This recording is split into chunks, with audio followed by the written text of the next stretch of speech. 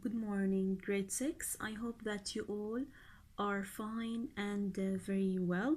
Before we start, I want you to open your language books, page 109. I want you to open your language books, page 109. In the last class, we talked about Grace Darling. We started Unit 13, Grace Darling. We talked about the genre of the text. We talked about the genre of the text. Who can tell me the genre of the text? The genre or kind or type of the text was biography. It was biography. We said that biography is the life story of a person written by someone else. The life story of a person written by someone else. We said that Grace Darling is a name of a girl. Is a name of a girl. This is Grace Darling. We said that Grace Darling was 10 years old. She lived with her father, William Darling. They lived in Longstone Lighthouse. This is the lighthouse. This is the lighthouse. And this is the lighthouse that she lived with her father, who was the lighthouse keeper. Her father was the lighthouse keeper. We talked about Captain Humble. We talked about Captain Humble, his wife, and the passengers who were on the boat.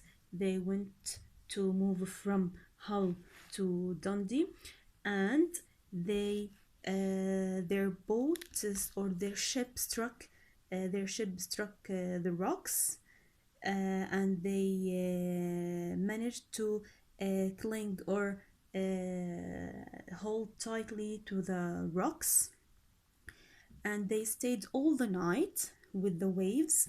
These are the waves, as you can see.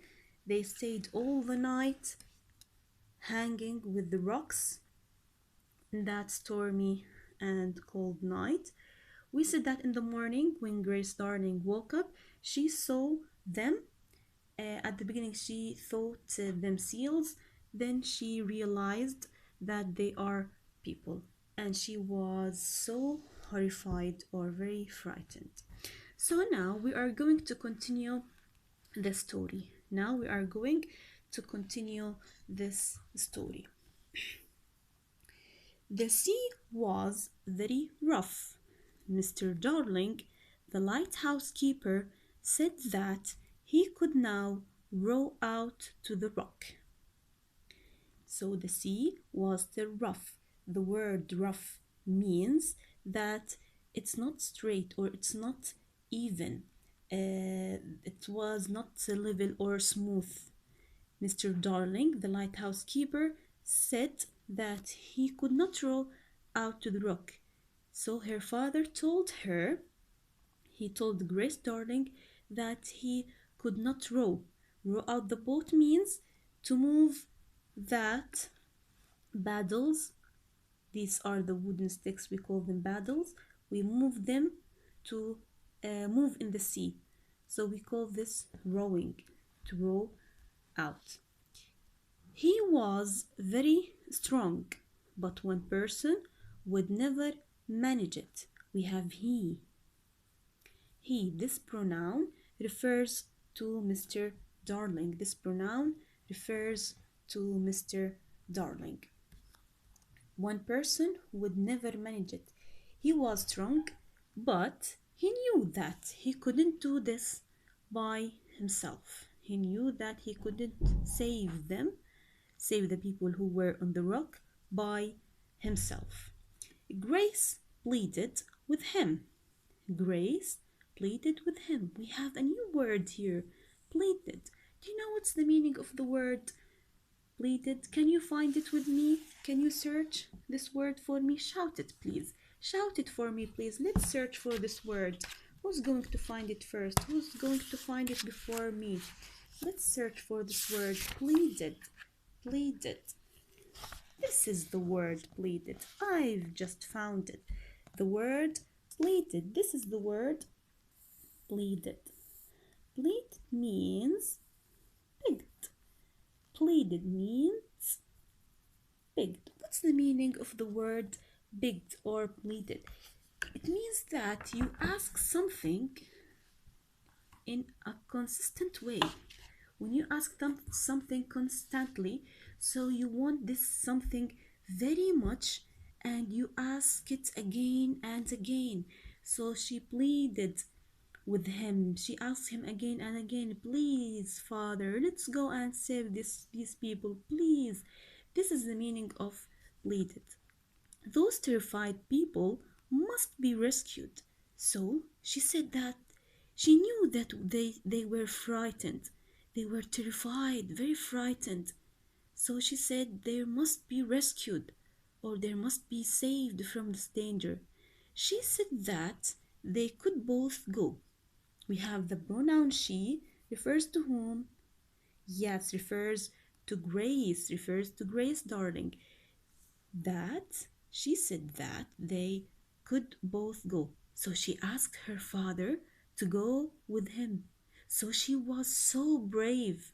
Grace Darling was so brave to ask her father to do something like this. If two of them rode, they should be able to reach the rocks. Two of them rode. So we have them and they. We are talking about whom here?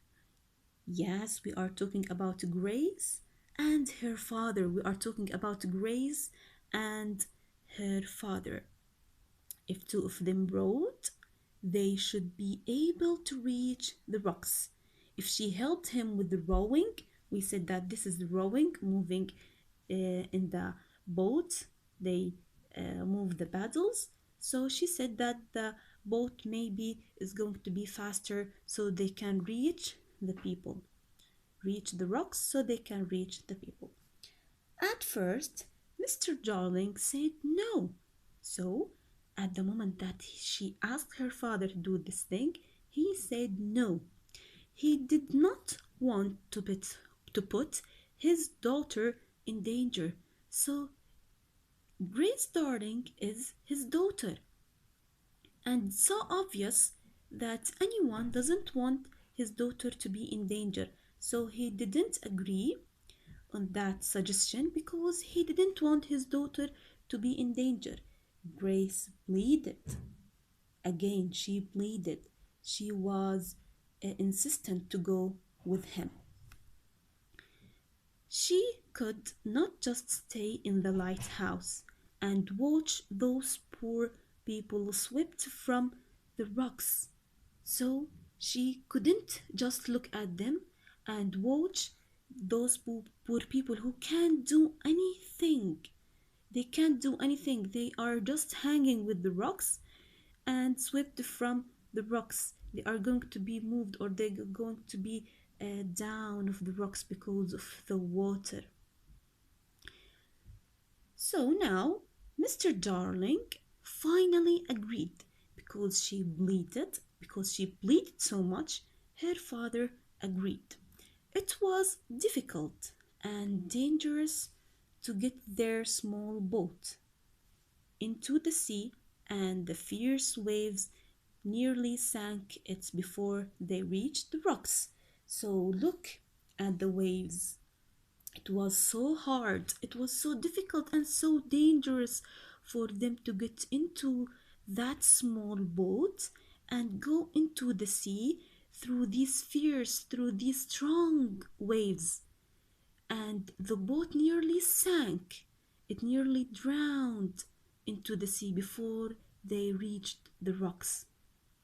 But they went on, they continue moving because they insist to go to save these people with no thought for their own safety. So they weren't selfish. They didn't think about just themselves. They thought about the others. They thought about other people. How could they rescue them?